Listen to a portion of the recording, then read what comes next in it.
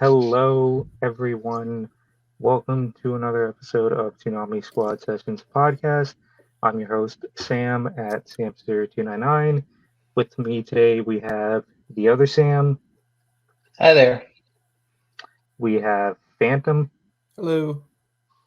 and a returning guest with us today. Welcome back, Sketch. Hi ho.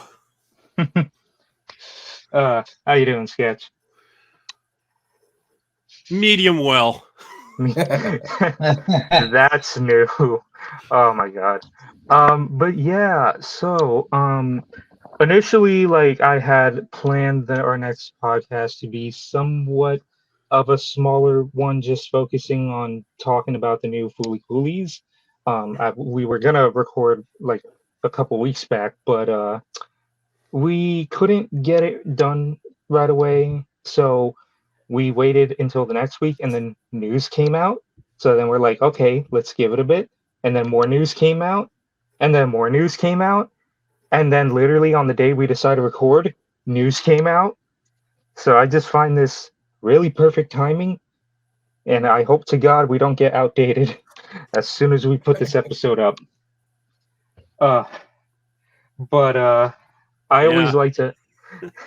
I'm gonna have to add something to the last podcast I recorded. Yeah, like I got so mad because not the last podcast, I think the one before it. Like I talked a lot of stuff that got outdated like before that episode went up. Like we were talking about, oh, Fooly Cooly is coming back to the schedule. That could mean the sequels are on the way. And then what do you know? Like Grunge and all them premiere.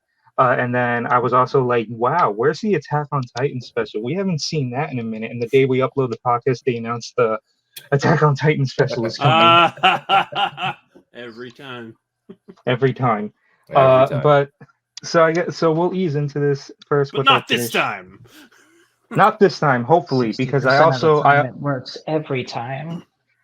Not this time, hopefully, because I also like streamlined the editing process now to get it recorded and uploaded within a week. So that way we're not losing precious news, I guess. But we'll go slowly. So I always like to start our podcast with the tradition topic. What are we watching? You were here the last time we did this, essentially like anything that we just happen to be watching. And then not even watching too, like I mentioned that I was reading something one of the podcasts, and I'm also gonna but anything it doesn't have to just be Toonami or anime. It could literally be like a movie, stuff like that. So for me, I recently started watching Invincible because the second season's coming out, and I want to get started on it. I'm 4 or 5 episodes in so far, and it was like I know like a couple things mainly because memes, so I'm already like, okay, Omni-Man is like a supposed good boy superhero who turns out to go like full tilt like asshole in the end, and I'm just like, okay, so how does he do that? And then I find it really interesting what they did with like him murdering the knockoff Justice League and them trying to I literally called it knockoff Justice League because it's like you got off-brand Batman, you got off-brand Wonder Woman, and all that. Off-brand Flash. Off-brand Flash. But yeah, so I'm 5 episodes in. I plan to finish first season 1 soon because I know season 2 is coming this week. I'm trying to think what else. I haven't committed to it yet, but I saw the first couple episodes of Sailor Moon.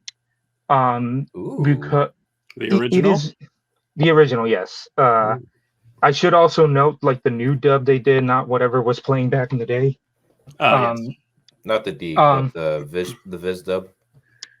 Yeah, the Viz dub. I should know. I'm not gonna say everything right away, but like because I'm trying to watch a couple of shows that played back in the day because I'm a Zoomer.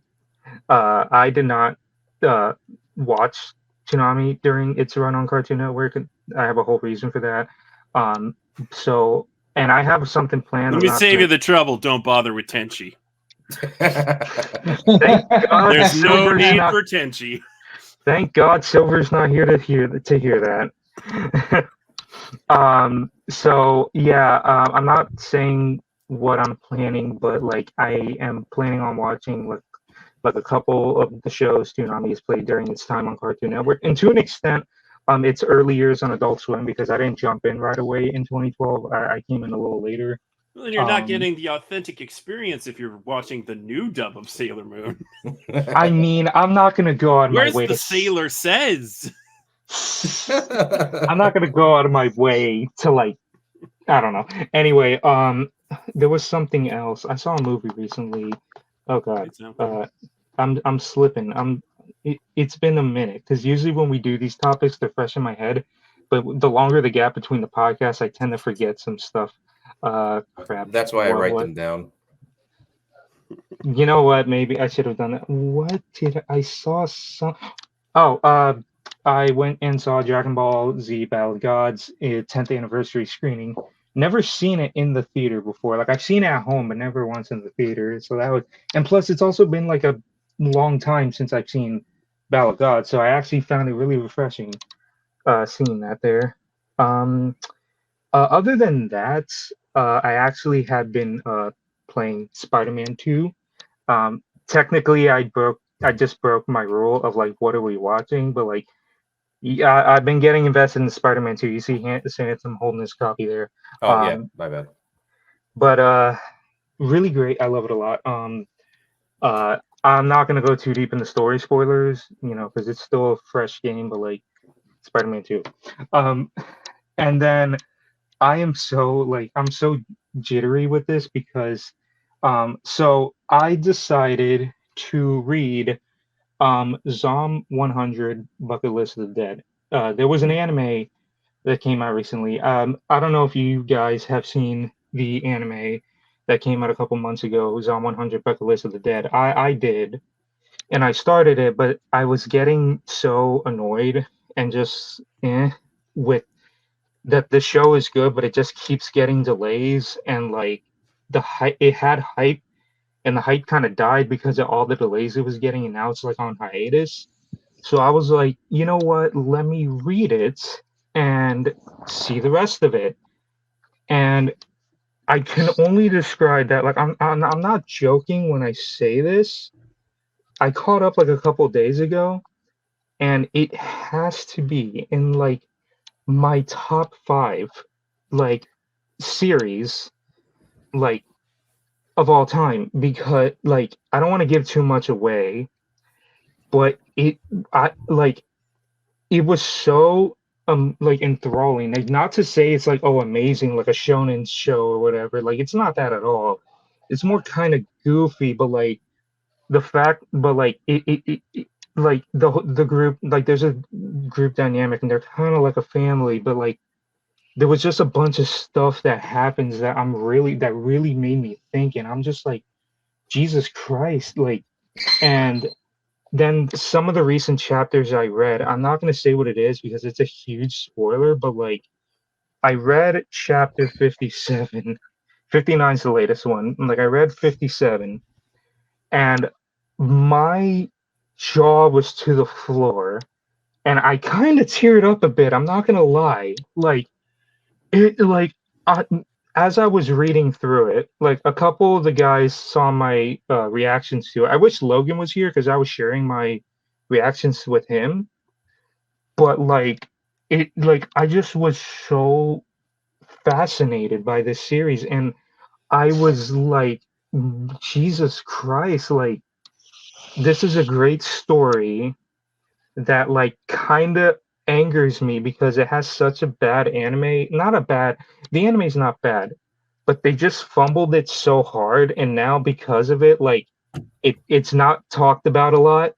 Like it's not in the spotlight, unfortunately, because it's overshadowed by a bunch of other popular shows. And I'm just like, oh my god, like this series is great, and if only the anime just nailed it.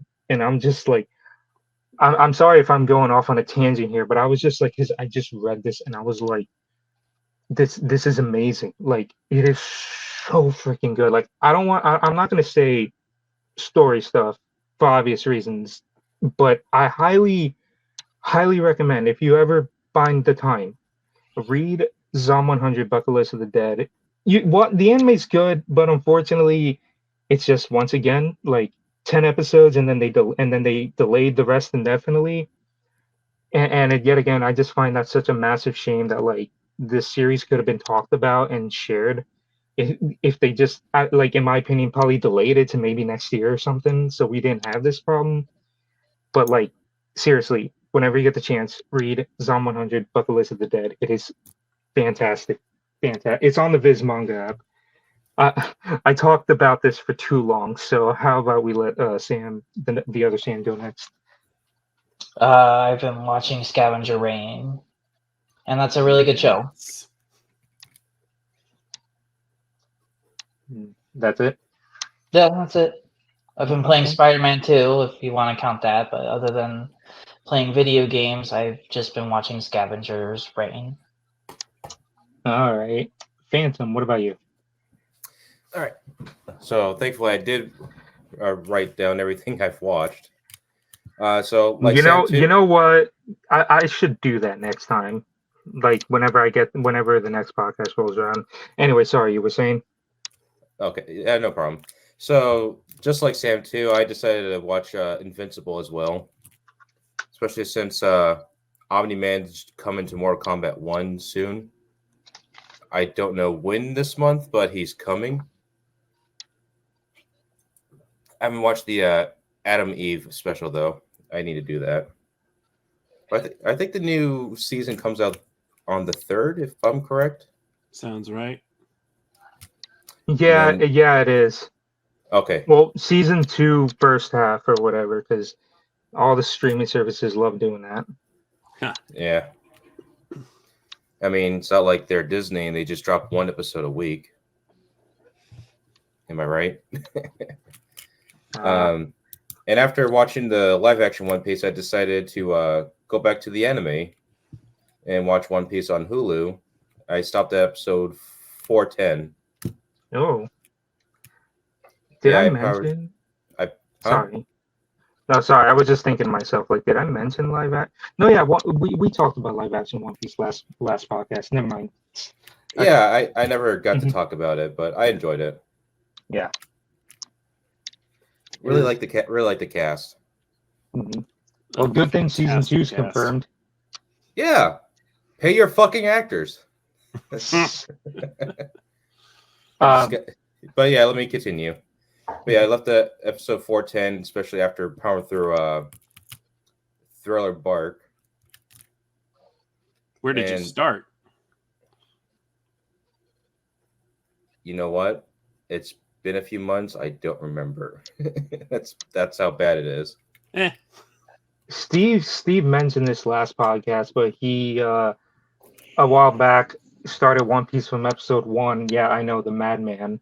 And then guess what he was doing was starting at episode 1, then going to where Toonami is, like on the broadcast, or like where they started, and then skipping ahead of what Toonami. So like he would start at episode 1, then go to like then he stopped at like he finished Skypiea, and then when he got to Water 7, he decided to skip ahead because he's seen all that on Toonami. So then when he got to Water 7, he then skipped all the way to like past where Toonami is. So I think he's on Dressrosa, but like, well past where Toonami is. Gotcha. Mm-hmm. And then of course I finished Ahsoka, basically Star Wars live action Star Wars Rebels. Good show. And then I watched The Amazing Digital Circus. Very good. I also watched that. I keep hearing a lot about that. As of this recording, 50 million views. Going strong, man. It's an excellent indie show. I can't recommend it enough. And then, of course, Fooly Cooly Grunge, Showgaze, and then IGPX. Yeah. 20th time. Yeah, we got a whole topic of those, so we'll save the. I'll save those for later, and then I decided to go through Yu-Gi-Oh, and I'm on the where Kaiba's dueling Noah, and just like everybody else, I'm playing Spider-Man 2. Although my little brother already beat it like a week after I bought it. little jealous of that, but it's adulting. But I mean, like, also, like, like, depending on how far you go in the game, like, I'm the type of person to where I like to do an even amount of main stuff and side questing. So, like, I don't like to blitz through a story mode all the way. Like, if I have the chance, I'll do some side stuff, and when I feel comfortable, then I'll move to the next story mission or whatever. I just want to unlock the Sam Raimi outfit. Just play through the game like that. Just like I did with the first game. Unfortunately, my little brother spoiled a few things on me, and I don't want to repeat what I saw. So I'll just leave it at that. And that's everything. All right, Sketch, we leave it to you. Yes, I also checked out Digital Circus, which is a really, really amazing animated series from indie creators. It's really good. You should check it out. It's free on YouTube. It is pretty mind-bending, and for those of us out here adulting and dealing with various levels of malaise at all times, it speaks to the soul for sure. Oh God. Now I'm scared. I've also been watching Scavengers. I've been watching all 3 episodes that come out every week, and ooh, baby, this is the kind of animated series I live for. It is so good. They put so much thought into every little microism of their world. It's insane. And it's also got a pretty gripping story overall, covering the situations for multiple characters. It's been really, really good stuff. I can't recommend it enough, and boy, I can't wait till it actually airs on Toonami, because hopefully and when that ever happens. Jason keeps saying if it airs on Adult Swim, it'll air on Toonami. Okay, I don't know if you get to decide that, but I'll believe you. It's freaking good stuff. If anything, I could probably see it as maybe a marathon night, like what they did with Harley Quinn. No, I don't think so. I think they would probably air it week to week. They're gonna need something sometime next year at least. So, I mean, we're still waiting for Uzumaki, anyways. Yes, we are. Yes, we are. Sometime this year. Would you say Uzumaki has reached Half-Life 3 status or not yet? Not quite. It's reached Bayonetta 3 status. Oh. Oh God. It's very true. This is true. Yeah. Well, like next year it'll be 5 years since they announced it. Yes. Here's another scene. Twice. Please don't. If it's done, don't wait till October. Just don't do that. No. Like, I would hope that they air it in, like, the springtime of next year, but we'll fucking wait and see, I guess. The dub production is on SAG-AFTRA's... That's weird, though, considering that, like Jason said, when it aired, it was going to be sub-only. Yeah, I think they decided not to do that. I think that they do want to actually sell this show, and I think that has potential to actually be a big hit for them. So they're kind of like, well, I'll just kind of delay this out of 2023, and we'll just kind of make a dub for it. Probably a wise decision. Which makes me think, like, was that Rick and Morty anime still going to be sub-only? I mean, I'm pretty sure that Rick and Morty's actors had to ADR all their lines for this season anyway, so yeah, why not take it a step further? But I digress. I have been rewatching live action One Piece with my parents. Wow. And they like it. We're up to episode 4, and they are enjoying the ride. My mother has never checked out anything One Piece before. I guess my father maybe watched an episode of the anime with me at some point. I don't know. It's been years since I think I watched it in his presence, so I don't know. But he almost got me. It's like I was trying to be sneaky. I was like, "Oh yeah, it's this show called One Piece on Netflix." He's like, "Hey, wait a minute, isn't that anime you like?" Yes, it is, but it's live action this time. So all I can say is, people who ask, "Who is this for?" It is for my parents and people like my parents who would never watch the anime but are enjoying the live action. And I enjoy the live action. I think it is great. Could be better, but overall, very solid. Better than I could have imagined. Yeah. To be sure. I'm not playing Spider-Man 2 because I don't have a PS5, but I am playing Super Mario Brothers Wonder. I wish I could play that right now. Sometimes. My Switch is broken, and I need to get that repaired. Yeah, I've noticed a lot of people's Switches have been breaking lately. I think, Man, am I glad mine's is still operational. I got a first generation Switch, so that made me that I decided to take advantage of that and do a little emulation. First generation, and it's still functioning. Still functioning, and I was also able to tinker a little bit to do some emulation legally. I should say I dumped my own ROMs. That gray area. Yeah, going back onto the One Piece topic, it's funny. My parents, they're really strict, like, and they're old fashioned too. Like, anime, get out of here. That's not their thing.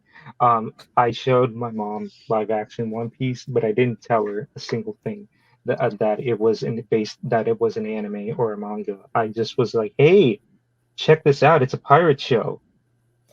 And I showed it to her, and she was invested, and it was like, it's so surreal, like seeing One Piece with her, and then and then they discover Buggy's like Chop Chop, and she's like, oh, he ate that devil fruit. I was like, I can't believe my mom just said devil fruit. My mom thought that Shanks staring down the sea beast was a devil fruit power. I was like, nah, it's not a devil fruit power. Yeah, I had to explain that to my folks when they were watching it with me too. Those people are picking up on it at least. And when Luffy stretched for the first time, my mother's like, nothing told us that was going to happen. I know, right? Yeah. Yeah, we're having a good time. Having a good time, and it's just such a delight for me to be able to share my favorite story in all of fiction with my parents. I'm just thrilled about that. As for other things, I watch and read a lot of things, so let me just highlight some things. I'm very happy that the Saints' magical power is omnipotent is back for its second season. I've been missing that show. Really great isekai involving an office lady who worked too hard in life and gets reincarnated as the Saint. No, she gets transported to another world as the Saint. There's also a kerfuffle about them summoning two people at once, and they think somebody else is the Saint, and it's just a big mess. But it's basically a reverse harem, and also they make all kinds of neat stuff, kind of like in Dr. Stone. So I really, really enjoy that one. I'm glad it's back. And manga-wise, a series I've been reading is just about to wrap up, or actually the last chapter might have just come out. It's called Dreaming of Falling for You, or Yumoichi. It's on Manga Plus. I don't think it's on Viz's manga thing, but it might be. It is a story about a guy in his college years. He falls asleep while a certain manga is under his pillow, and it takes him back to his high school days, and he meets some other people who are doing the same thing, and they all kind of try to get their shit together in the past so that they can improve their lives in the future. It's a very cute story. It's by the mangaka of Super X Heroes, of all things. So the art is very good. very navel gazing at times. And I'm like, show the girls when they're adults, not when they're teenagers, please. And the mangaka is like, I'm gonna show you both. Damn. As they do. But it's a quirky series, and apparently it's just wrapped up or just about to. So it was fairly short. So it's a pretty breezy read, and I recommend people check it out on Manga Plus, which is free internationally. So just get that on the app. All right. And yeah. No. You go at it. You go. I usually only want to give good recommendations, but I've been using my unlimited movie subscriptions to see all manner of things, and I decided to roll the dice on an animated film the other day called Inspector Sun. I think it might be a pretty decent movie in its original language, but in the dub, they have a comedian voicing the lead guy, and it's just a terrible voice. And I couldn't stand it. So my buddy and I, who I was seeing it with, because he only wanted to see it because I had a free pass for specifically that movie through Regal Unlimited. And we just sat there for about 30 minutes and went, you know what? We're out. Which is kind of a shame because I enjoy detective stories, and it's a detective story, though it's probably pretty by the book and easy to figure out what happened. But yeah, the voice was just so bad. And I was it like an older dub or a newer one? No, it's a brand new movie. Oh, so it's the comedian on it. They did a stint on The Daily Show in recent years, and they've been in some other films. He was in American Born Chinese, the Disney Plus show, which was pretty good. If you haven't seen that, that's an interesting spin on Journey of the West. And yeah, I don't know how he normally sounds, but the voice he was doing for this was just bad and nasally and not good. Do not recommend. Do not recommend. Do recommend seeing Ninja Turtles Mutant Mayhem. It's on Paramount Plus now. See it? It's so good. All right. I guess I should also point out too, because I forgot to mention it. I have been keeping up with the simulcast. Latest season of Jujutsu Kaisen is great, and it is so wholesome, and it is not going to go downhill anytime soon. Sam, don't you dare do a no JJK on Toonami joke. Do it. What was I gonna say? New shows, Undead Unluck, really good. Highly recommend. Spy Family's back for season 2. Season 2 of Spy Family, I'm really excited for, just because there's an arc that is about Yor, and of course it's Yor. Ah, yes. Yes. I read the Spy Family manga too. Like, it doesn't go crazy like other shonens. It kind of manages to stay leveled. You know what I mean? Like, it doesn't go like insane like how other shonens like My Hero Jujutsu Kaisen goes. The Spy Family is good. I've been watching MF Ghost, the sequel series to Initial D, and because I'm a huge fan of Initial D, and I just love that good old Japanese racing with the Euro beats on top of it. If you haven't seen Initial D, watch Initial D. I was telling Logan so long, for the love of God, please, like I know he has no control over it, but it was like, let's just go get Initial D, for the love of God. They never finished dubbing it. They never released the entire series outside of Japan. They stopped after like, I think, 3rd stage or 4th stage, but there's 7 stages. What? Initial D, like the entire series, they call them stages. Each season's like a stage, they call it. Like, there's 1st stage, 2nd stage, and then the 3rd stage, which is a movie. Like, and I forgot the rest, but yeah. I didn't know that there were more seasons that didn't get dubbed. No, yeah, there were like the entire series, like not all of it is legal is of it legally available here. It's funny too because Japan recently got a all-in-one Blu-ray for the series, and I'm just like, for the love of God, can we get that here? And then we have a sequel show, MF Ghost, really good by the way. That's getting dubbed, and I'm like, y'all can dub MF Ghost, but you can't go back and finish Initial D. I'm like, but watch MF Ghost. MF Ghost is really good. I'm trying to think what else. I'm keeping up with Doctor Stone simulcast, but we'll talk about that. Mhm.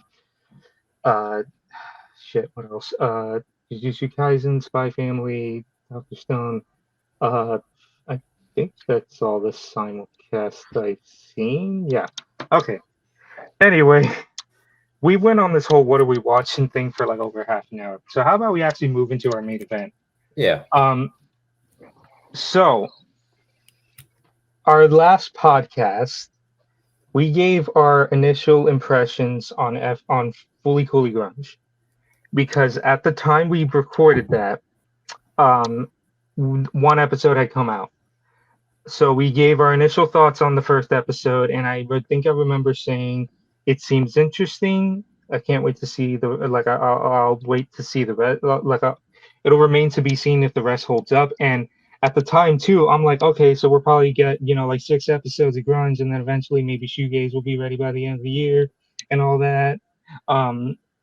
Because no one knew, and then episode 2 of Grunge comes out, and during the commercial break, they're like, "Fooly Cooly Shoegaze premieres September 30th," and we're like, "Wait a What? second, but we're like, wait a second, but that doesn't give Grunge enough time. Like, that's not within the 6 episodes. What's going on here?" And then, surprise, surprise, bombshell! Turns out Grunge and Shoegaze are 3 episodes.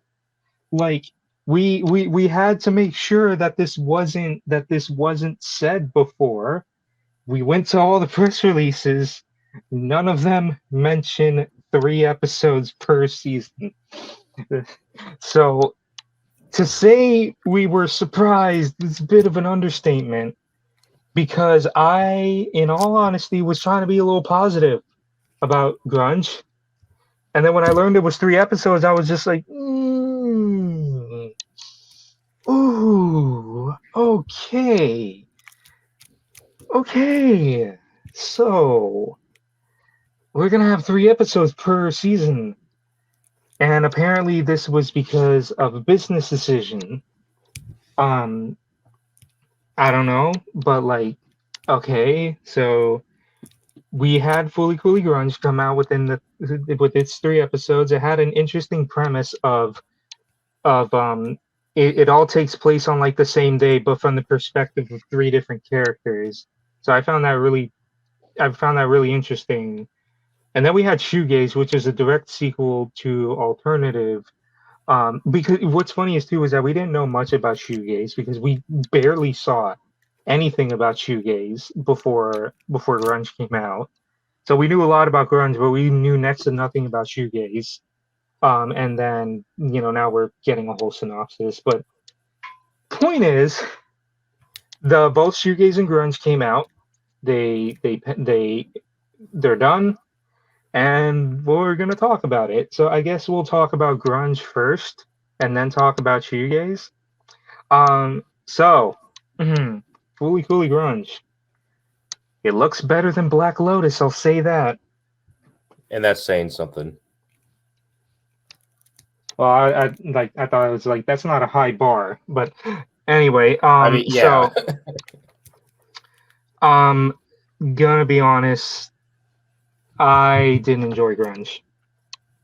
It looked nice, but some things just didn't make sense to me.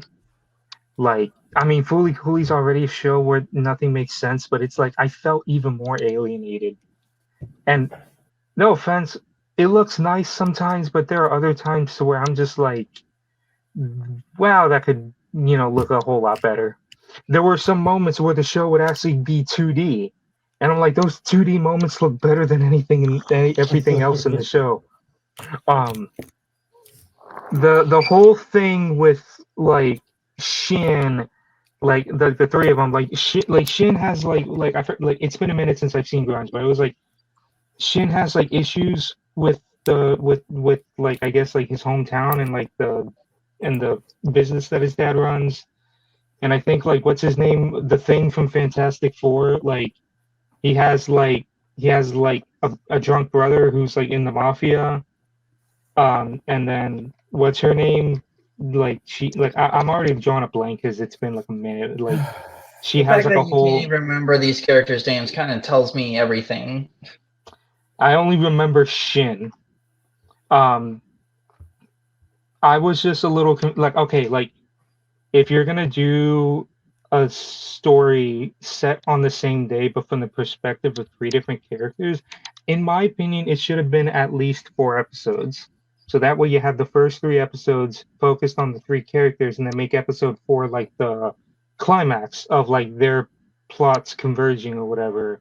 Like because like I feel like episode 3 tried to cram too much because like episode 3 is about this girl and her story, but then like it just speed runs like the rest of the plot of what happens after everyone meets up, because it's like, oh, all of a sudden like they got to make a getaway to the space shuttle. Also I guess space travel is like a thing. Well, I think alternative already solidified space travel as a thing. um and and it was also weird because like Shin, his whole thing was that he wanted to like leave or whatever, like move on or whatever, and then in the end he decides to stay, and he's just like, oh, I'm needed here. This is my home, or whatever. Oh, her name's Orinoco, Orinoco. Um, so it's like, why were you talking that much about like hating the place, wanting to leave, and then like in the end you're just like, oh, I need to stay because I need to look after my home. Um, and then I don't know. It was just like the whole plot with Rockman. Like, what was his name again? Like, I'm Shonari. terrible. Shonari. Yeah. Okay. Like his whole the whole mafia thing. I swear to God, like my brain was on overload. Like that scene to where like they were literally trying to explain the whole plot of like the mafia in like under 2 minutes, and like I would like I don't know like I'm terrible. Like this is why I don't do reviews because I just can never solidify my thoughts. I like all I can say is that I was confused.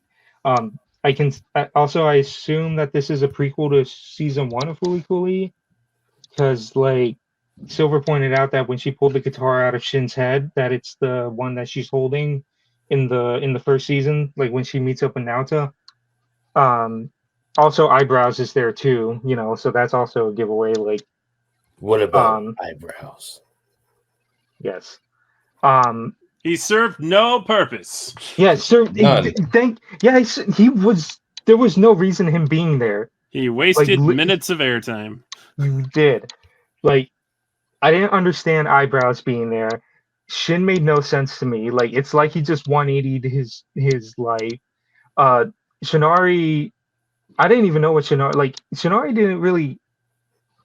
There was nothing with Shinari. Like I don't know. Like he was bullied because of him being like an alien, like some rock alien, and his brother is like he was respected at one point, but then he decided to join the mafia and get like freaking high, no, drunk. And he sacrificed himself, and now like he's part of the mafia, like his brother's part of the mafia. And then Orinoco. I mean, if anything, I guess I could say that I cared more about Orinoco because at least she made sense. Because like she had like the whole thing with like her mom dying, and she said that her dad's never been the same since, and then like the dad like thinks of the robot maid as their mom. So the whole thing with the sword that she makes for them as like her dad's last thing, and then your heartbreaking scene finding out like, oh, like it turns out the mom's brain was like downloaded into the robot maid, so it was actually the mom inside Did the you put robot. your brain in a robot body? Also, I didn't know this. I think I mentioned this, but like Apparently, before grunge came out, one of the actors who was in the show passed away. Like she recorded for grunge, and then shortly after she passed away, they didn't say who she played until the end, and it turns out she was the mom, Orinoco's mom.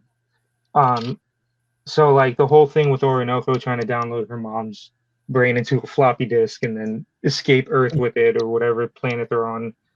Um, if anything, I cared more for Orinoco. Like she had, I mean, her leaving made sense, but I'm just like, I thought it would have been her and Shin leaving because Shin makes it pretty clear he doesn't like it here, and then he just like, nah, I'm gonna stay, and I'm like, okay. I just like grunge confused me. I just, I don't know, like I did not enjoy grunge. Like it looked neat in some places, but that's all I could really say. Anyway, what about you, Sam? What did you think of grunge? Because I know you have some stuff to say too.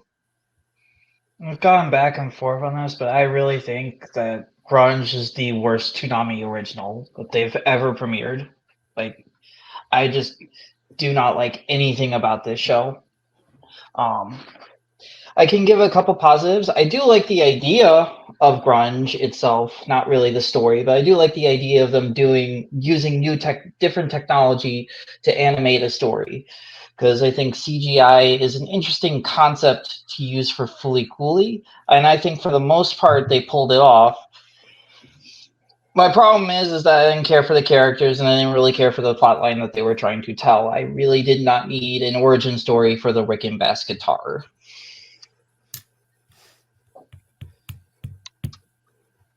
Anything else? The dub's fine, but I'm not like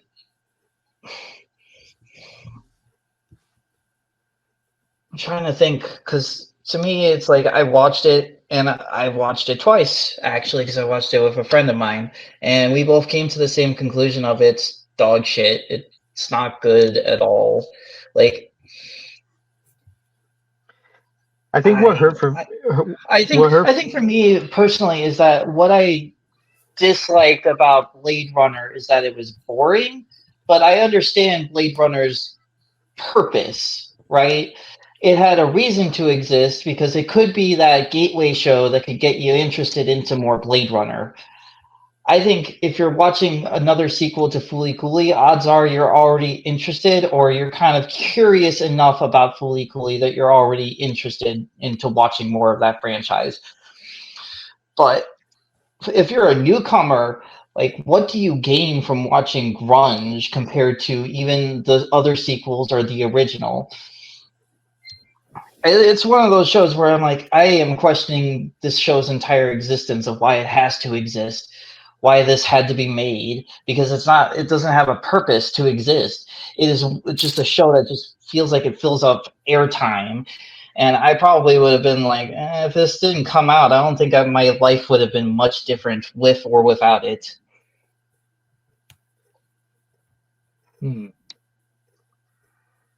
Phantom, did you watch Fooly Cooly Grunge? Yeah, I watched it on Max. What do you think? I'm gonna have to share the same sentiment with Sam One.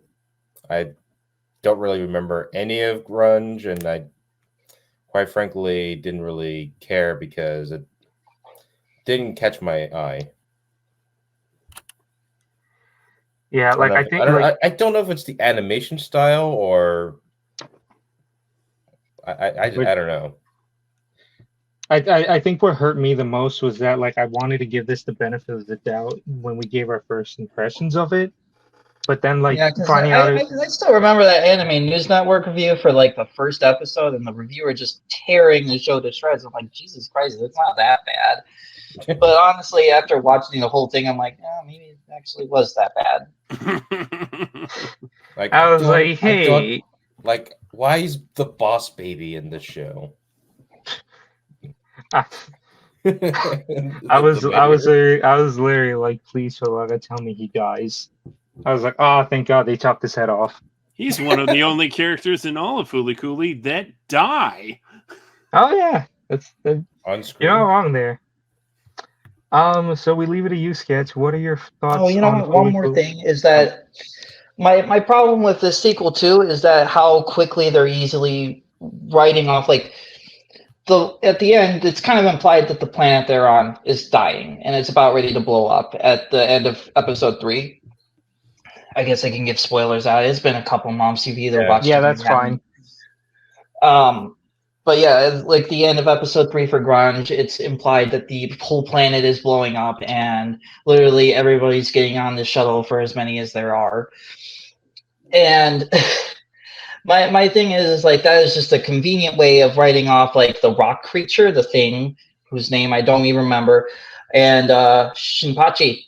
That's just basically like, well, they're the characters that existed in this universe, but you're not going to see these characters ever again, or any variant types on any other Fooly Cooly iterations. That's just a very convenient way of writing characters out of a story.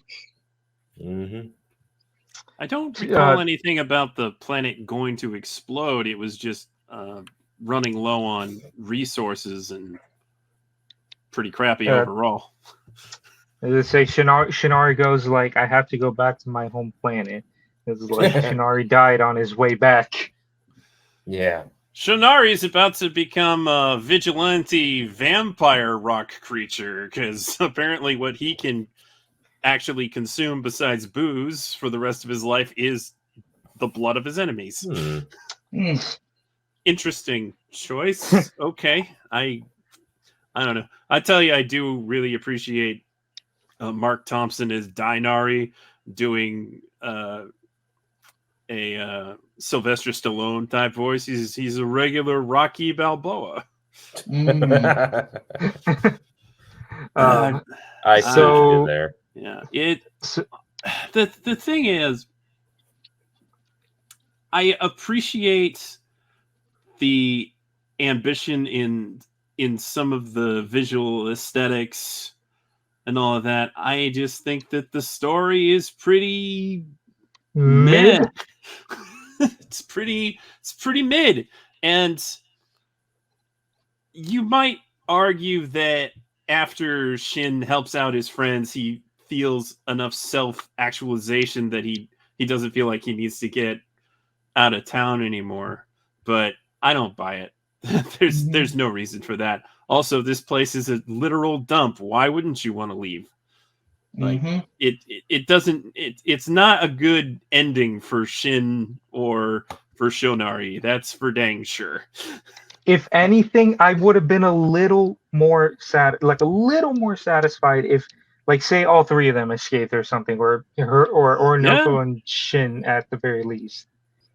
But it baffled me when Shin decided to stay behind, because it was like, bro, you hated this place. Why you all of a sudden wanting to stay now? Since when did you call this place your home? Always did want to work at the restaurant. He just doesn't like the way his father does things or something. I don't know. There's no reason to stay on this planet. It's a dump. Yeah. And honestly, not a satisfying ending. Thinking about it, it's like all the marketing for the show is just like it would have you believe that Shinpachi is the main character, but in reality, it's more like it's Orinoko. No. It's pretty much Orinoko. But her story comes at the very end of the show, so it's like I don't get a lot of time to actually get to know these characters. It feels like each episode, it's like, well, here's a fact about like they're cramming a story arc in one episode, and it's just like let things breathe a bit. But with 3 episodes, of course, like they don't have the time to do that, so they have to cram as much as possible. They really needed a 4th episode, or at least a long 3rd episode, because once you got to Orinoko, you didn't have any time to let that resonate, and which is a shame because her story was easily the most interesting one. Yeah, agreed. Like I was gonna say at the very least 4 episodes. So like we give the first 3 on the 3 characters, and then have the 4th one be like the climax. Yeah. But I was I just hate it. Like I try to give this the benefit of the doubt. I really wanted to be nice about it, but I was like, uh, the only good thing we can say about this is that we got more music by the Pillows. I mean, Eh. I did like the animation in it for the most part. I mean, it's no Polygon Pictures or Studio Orange, but it's fine. And for their first TV production, like Studio Mont Blanc did a pretty good job for the I, most I, part, anyway. I should also note that like I'm seeing this trend of like Jason or I don't know who is making the decisions. Not to say that these are bad studios or that I think bad of them, but like that they're choosing studios that haven't done like anime before. Like the most they've done is like work on like video games or like short form, short like cinematics and stuff like not full like TV anime. I'm Housing personally okay with it. I mean, like what? housing like Housing Complex C was like he said like the studio was known for doing like I forgot what series of games, but they did like cinematics for a game, like a series of games.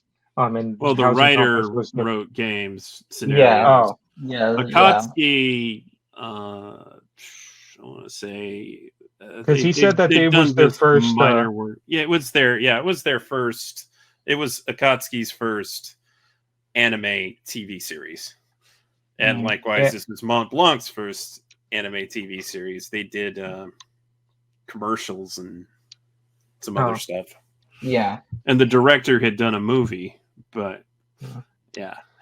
Yeah, And I look forward to seeing what Mont Blanc can do, not tied to Fooly Cooly. It could be great stuff. And I don't have a problem with them trying out lesser known studios. I mean, you can find good talent anywhere. Yeah. The problem is the writing. Yeah. You gotta have a good writer. So I guess before we move on to shoegaze, anyone got any final thoughts on grunge?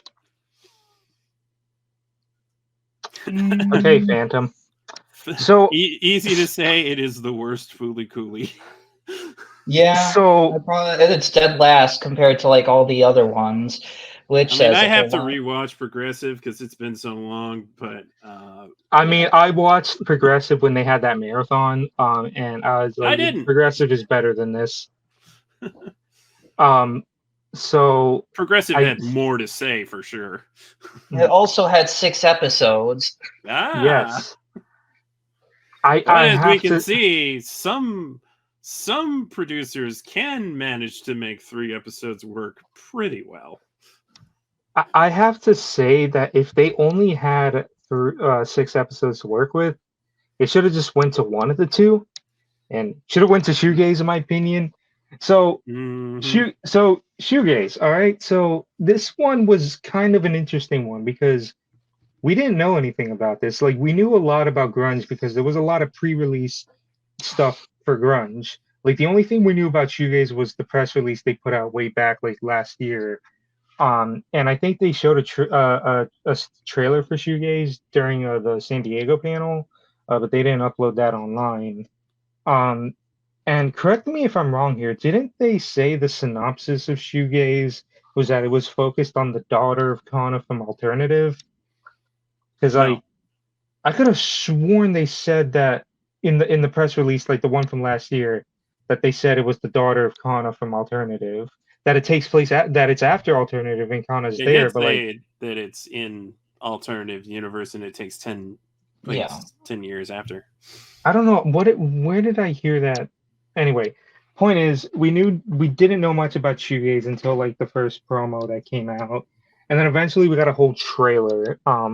And you want to know what was funny too was the trailer. You were like, oh wow, I don't see a Haruko anywhere. And then like what's her name? I'm trying to remember. Harumi. She started talking and a bunch of like me and like Silver, we were like, oh god, Haruko is Harumi in disguise, isn't it? Or no, Harumi is Haruko in disguise, isn't it?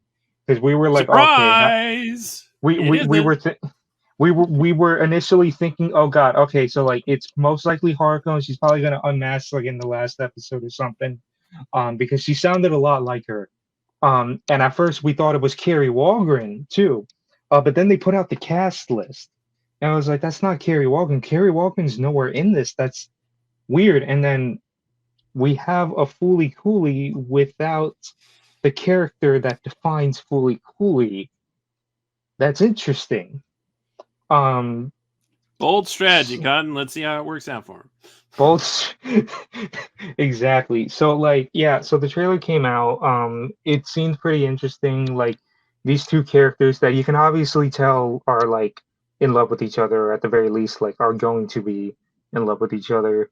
That are like climbing the tower because of like these ghosts and whatever.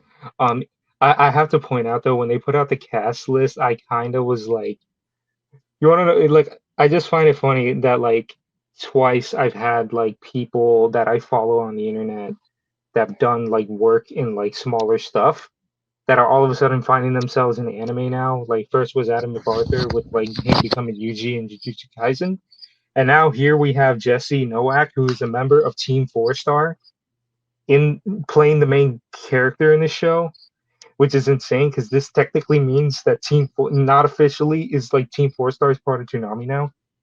Um, Fun fact: Jesse, who plays Masaki in the show, he also played Police Girl in Hellsing Ultimate Abridged. Small world. But I just found that fascinating. Yeah. So Carrie Walgren was nowhere to be found in this, and like you want to know what's crazy was that like, and I kept saying like, okay, no Haruko, but I guarantee you she's gonna have like a mini cameo in the end. Like like Haruko's gonna show up somewhere. Like spoiler alert, she's not in this at all. Like that's crazy. But yeah, so I guess we should like move on to the story now. So like apparently like after Alternative, when Kana had that whole thing going on, she made two dimensions. Spoilers by the way. So like she made like two dimensions, and I guess Masaki, he got like caught in like I don't know how exactly it worked, but like Masaki got caught in the crossfire, and like he sees like ghosts or like apparitions of like the other dimension. Like you don't know this until the end, but like those green goblin looking ghosts were actually like apparitions of people who live in the other dimension. And so that was his whole deal, is that like, and he becomes like an outcast because he sees these things no one else can. And then here comes Harumi, who's like a nut job, and yet again, I swear to God, like so, it wasn't just me. There were a couple of people that were thinking that she's Haruko, because of the way she acted. Like, can I just say, first episode of the show, one of the first lines took me completely off guard. I'm just like, I'm sitting at my computer because I record Toonami stuff, and I'm just drinking a bottle of iced tea, and then I just hear, "Want to drink my pee?" And I freaking choked on my drink because I was like, wait, hold on. What'd she say? What did I hear that right? And then she just kept talking about it, and I'm like, why are you talking about it still? I wish Logan was here because he had such an amazing meme. Piss Jug Man is now the official mascot of Fooly Cooly Shoegaze, everyone. So yeah, so her whole shtick is she's crazy. Well, it turns out that she, or should I say they were they's the one. Yeah, so they were from the other dimension, and they got caught in the crossfire and ended up in the other dimension. So like they had a family and they were going to Mars and all that, and then they get caught in the crossfire, and now all of a sudden they're living in the other dimension and with a different family, and just has a different life all of a sudden. One other weird thing. Okay, I swear to God, I'm not trying to sound. I don't know. I don't want to say transphobic because that's not what I'm not. But I was gonna say, like, was Harumi always like biologically a man in both the dimension and this one, or were they like biologically a man like in the first, like in the dimension, and then when they transit, and then when they moved to the other one, did they turn into a woman? Like, I just got confused by that point. This sounds transphobic. I'm not trying to sound transphobic. Oh my god, It's that a little unclear, but I mean, you look at Harumi's body in Masaki's oh yeah, all the dimension, and fan you're service like, shots. I they would have had to, do some Major hormones work. and stuff to achieve that, probably. So Okay. I don't think they're cross dressing. I think it's just in one dimension they were male, and the other dimension they're female, and in any dimension they still like the same person. Yeah. I wasn't trying to sound like that. Don't get me wrong. I was just like, I got so confused because like because Harumi's story was like they were like they ended up in the other dimension, and then they started dressing crazy, and then like Harumi's like other sister, like the girl with the glasses, she was going like, you gotta talk to her, like she's really weird and all that, and then like they start dressing like that and all that, and then they meet Masaki, and now we have this adventure, and then here comes some familiar faces, in the form of what's his name, Kondo or whatever, from Alternative, uh the Kana. Like, it took me a minute to remember her name. Kana, she's back, um, and she works for the agency now. So I found when we got to Kana's whole bit, it hit really hard because it's like, damn, adult life sucks. Because like Kana like still hasn't like gotten over what happened with Pets is her name, Mm-hmm. like, and now she's just like with her and the other two, and then she ditch her graduation? Is that what it was, like when she was in the kimono? No, that was coming of age ceremony. Coming of age. I don't know too much about Japanese culture, so like, but yeah, like, so then she decides that, well, not that she decided, but like Konda approaches her, and I guess like he hires her to be a part of the eight because he wants to use her to like bring the whole thing back. Um, and it just kind of like you kind of feel bad for Kana because this isn't what she wanted. Like at one point she said she was studying to be a nurse, but then like they just like rejected her, like the agency like rejected like offers she was getting. So so that kind of sucks. And then like she was like, when did I start going around life with my head down? I'm just like I want to report this. I'm in this, and I don't know why. Like I like not like Kana's whole thing is kind of scary relatable to like me, like Steve and Silver. We were all just like, Jesus Christ, like this is hitting a little too close now. But like you kind of feel bad for Kana and like the hand she's dealt with, but like at the same time, like you can't like go backwards. You can only move forwards. Like, can you tell we liked like shoegaze more than grunge? And then like so like I like Kana's whole thing, like you feel bad for her. She kind of gets a bit of does she get some closure? I want to say, to the whole thing with Pets, like, um, so I actually cared for Kana. I cared for Harumi, and I cared for Masaki. Like that's the difference between this and grunge. I cared for these people. There was actually like weight to them, and like, you know what I mean. Mm-hmm. And then the last episode when she gets shot, or sorry, Harumi gets shot. Like they, and then you see their whole backstory, and then they're back, and all of a sudden the dimension thing's happening, and they confess their love for each other, and hooray, smooch. But like I guess a freaking bombshell. So like the thing that came out of Masaki's head.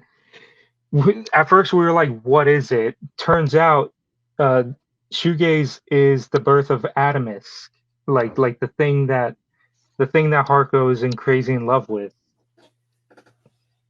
and so yeah, like Atomisk is born in shoegaze through Masaki's head. Well, And Atomisk was actually the big bird too, the one on top of the tower. well, was he? Yeah. I didn't. Yeah, maybe. So this isn't the origin of Atomisk, but Oh well, it was because he came out of Masaki's head, and then at the end of the series, and then at the end of the show, he goes to Harumi's dimension, and they were like, "How did you get here?" And he's like, "Oh, I used this," and it was like, and he's like, he calls himself Adamus. But yeah, like, just so many questions. So like, yeah, like, and then Harumi gets sent out of their dimension. And all of a sudden, only Masaki remembers Harumi. No one else does. But then, like, you find out Masaki's able to travel dimensions, and he meets back with Harumi. And Kana also gives a letter to send to Pet. So it was like, hey, something is, this ending wasn't doom and gloom, unlike Grunge. Like, there was actually, somewhat of closure. Like, I guess in my overall thoughts, I have to say, if they only had 6 episodes to work with, it should have been Shoegaze. I feel like they could have made this 6 episodes, give like more context to Kana, maybe more weight to like Masaki and Harumi. Like, I'm just saying, like, not to say the 3 episodes weren't enough. Like, it did the job, but it's like would have benefited if it was a little more. Like, if they could have only done 1 season, should have been Shoegaze in my opinion. But yeah, Shoegaze way better than Grunge. If I had to rank this, I'd probably have the rank be original season 1 top, second alternative, third shoegaze, fourth progressive, and dead last Grunge. But yeah, those are my thoughts on shoegaze. Sam, you literally saw it today, so what do you have to say on it? For a first time viewing of shoegaze, and I was like putting this off for weeks now, and I was like, okay, well, I have to watch it today. I'm glad I watched it. It was actually really, really good. It's a good show. I do kind of agree with the sentiment that maybe they should have just canceled Grunge outright and just give this the full 6-episode treatment, because there's a lot more room that you could do more with. But for 3 episodes, they told its story and came in and out. It's a clean 3 episodes. I wouldn't say it's simple. It does require Fooly's some never thought, simple. but I did like the story that it was trying to tell, the message that it was trying to tell. Even if I don't fully understand that message yet, I think that's what I also really liked about shoegaze a lot, and comparatively something that I just did not like with Grunge, is that it's doing its own thing without doing the obnoxious thing of, well, we have to remind you that this is Fooly Cooly. Oh No, yeah, it doesn't like, do that. one thing I forgot to Because in mention. Grunge, you saw that with like them trying to do the recreation, like kiss scene from like the original Fooly Cooly, and there's none of that here. I don't like that at all in any type of show. They don't try regardless. to. Sorry, they don't try to bait your nostalgia. I forgot to mention that. Like, Grunge try to bait your nostalgia hard with like so many callbacks. There was like none of that in Shoegaze. No, because shoegaze, it is just trying to be its own thing, and I respect that a lot. It's kind of what made the original Fooly Cooly great, is that it didn't really want to be anything but itself. And that's a failure that I think the other sequels didn't really get the memo on. Like, they're trying to be their own thing, but they're also trying to recapture that same magic that the original Fooly Cooly did. But I think shoegaze is the only one that has gotten close. It's not quite there yet, because 3 episodes, I still think that they could have made this longer and it would have been better for it. But I do like it a lot. It's about as close as it can be to the original without it being the original. And I appreciate that and I like that a lot.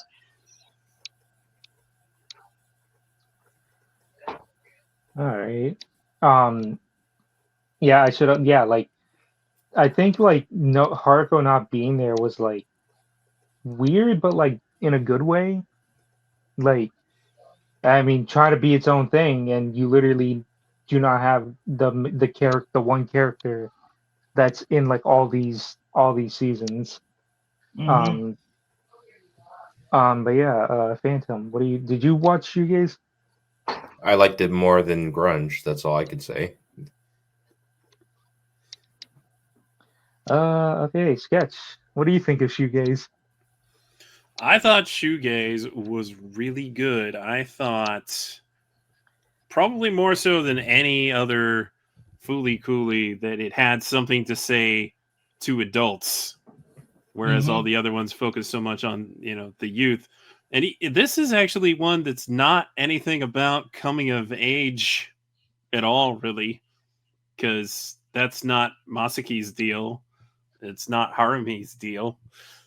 And it's an interesting, I wouldn't say poorly handled. It wasn't a poorly handled story about transgenderism, which is interesting. And that could have gone so very wrong, but they handled it with care, and that I think that's great. But all of this about Kana is just so dang good. Like, and even Konda, that conversation that he had with Kana about being on the baseball team but not actually playing, not even being in the starting roster, and being so proud of his teammates but also being jealous. I'm like, dang, man, I feel that. I feel that so hard. And all of the stuff that Kana's going through, it's it's really well written.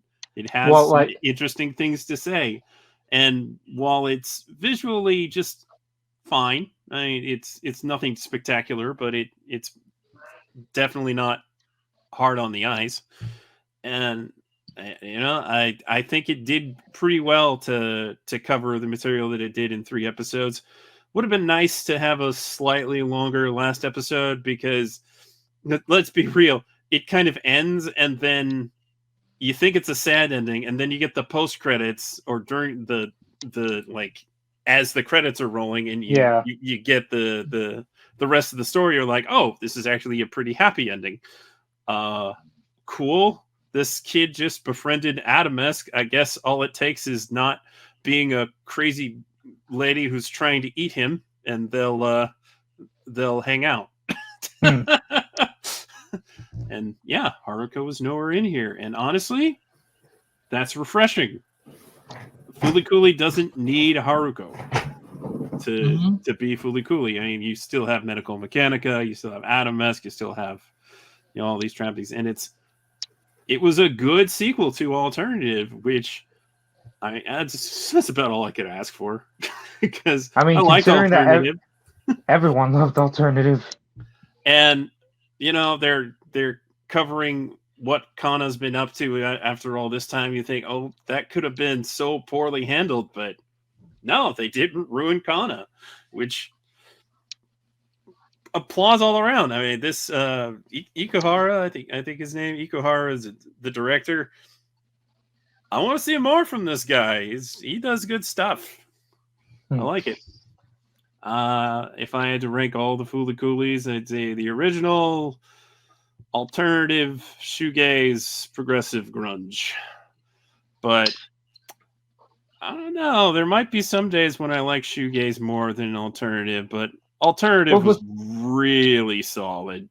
Well, the thing is too, like shoegaze wouldn't exist with alternative because it's a direct exactly. It's a direct to sequel. alternative. Though that said, of all of the Fooly Coolies that could like stand on their own, I think if you don't concern yourself about who these characters are or were, then this is a pretty easy watch for people who haven't seen any of the other Fooly Coolies. It still has a standalone story to tell, which is compelling on its own, which is pretty good because all the other ones are fairly beholden to having seen the original Fooly Cooly, if nothing else. Mhm. So even though it is a direct sequel to Alternative, you could enjoy it without Alternative, but having seen Alternative and the original Fooly Cooly would really enhance the experience. Mhm. Yeah. I never really did my Fooly Coolies, but I guess it would be the original, shoegaze, alternative, progressive, and then at the far down bottom is grunge. Can you tell we didn't like grunge? It's not terrible. It's just not as good as the others. Okay, we'll at least give grunge this much. It was better than Black Lotus. Ah. Again, there's not much of a high bar there. It was less boring than Black Lotus. I'll give it that. It's also shorter than Black Lotus, but I also considerably shorter. hated it more than Black Lotus, which says a whole lot. Black Lotus could have used less episodes. Yeah. One thing I should have mentioned when we were talking about grunge, because I forgot about this. If you look at Adult Swim's YouTube channel, any video they posted about grunge has a severely high dislike to like ratio. Oof. I've taken, not the ratio. I've taken a couple screencasts, but when they uploaded the trailer and the trailer got so many dislikes, it was insane. And any clip that they would upload of grunge was so bad, with the ratio, with the dislike ratio. That tells you right there. But like I said, shoegaze better than that. It should have been shoegaze in my opinion. Just kept it one. And hopefully we don't see any more. Jason says they don't plan on making more. Hopefully they can stay true to that. I will There say, doesn't need to be more. if they don't make any more, I think shoegaze is a great note to go out on. I agree with that. I think it's a good note to end on. Yeah, I also know because I mentioned this a while back too, but it's just so many people they don't want anymore because it was like I said, the first one was so special, and doing more is an insult to the first season, is what everyone be saying. Whatever. But yeah, reboots are gonna happen, sequels are gonna continue happening. You can't stop that shit. My feeling is that at some point down the line, you never know, Production IG may make more, and maybe Adult Swim will change its mind. It may happen. All right. Well, I think we talked enough about Fooly Cooly, so I guess we should start going down our other topics now. So usually when I'm deciding topics for the podcast, I usually like to keep it within the realm of Toonami related stuff or Adult Swim related stuff. So normally whenever say convention announcements happen, a new anime or whatever, I don't add that to the list because it's not really Toonami. I mean, you want me to add a topic about Spy Family season 2, even though that's not a Toonami thing, you know what I'm saying? But if it's huge news, I like to add it, and I feel like this is the case. I mean, I say that, and also because we could potentially see this on Toonami. So y'all miss Dragon Ball Super? Do y'all wish that there could be more Dragon Ball Super? Do y'all want them to continue Dragon Ball Super post the Broly movie or superhero? Adapt some of those manga only arcs. I don't know if any of y'all have read the Dragon Ball Super manga. Well, too bad you're getting GT again. This thing got leaked a couple weeks ago, and I was just when I heard about it, I was like, please let that be complete horseshit. Please tell me that that's not the synopsis to this. But anyway, I guess I should know. So everyone that wanted new Dragon Ball, we finally have a new series on the way. It's called Dragon Ball Daima. And we don't know a whole lot about the plot yet, but apparently everyone, not just Goku, is turned into children.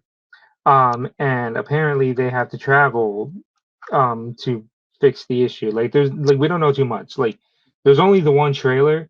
Trailer looks hella good. And it has a 2024 release window. I actually found it pretty interesting because they worked on this for a while. They didn't want to repeat the mistakes of Super, but apparently this has been on the works for a while.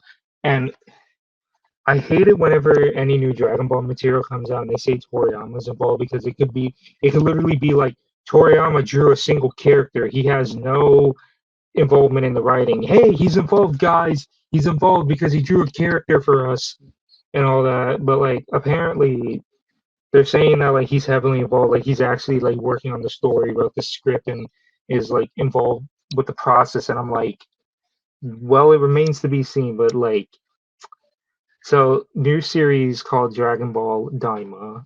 Everyone is turned into kids because you couldn't get enough GT. And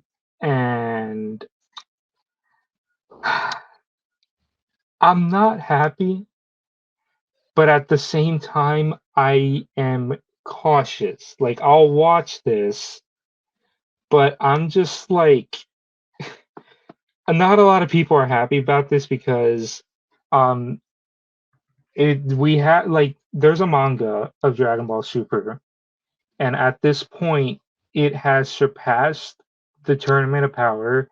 Like it actually has two original arcs, the Mora arc and the Granola arc, which are pretty insane. And then at the moment, the manga is like retelling superhero, like movie superhero.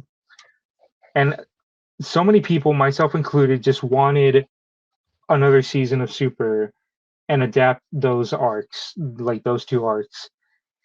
And I'm just like, okay, so I guess we're getting it's the freaking it's the resurgence of the babies trend, like the kids trend, like baby Looney Tunes, freaking Muppet Babies, freaking Wee Baby Bears, like, and now it's made its way to Dragon Ball.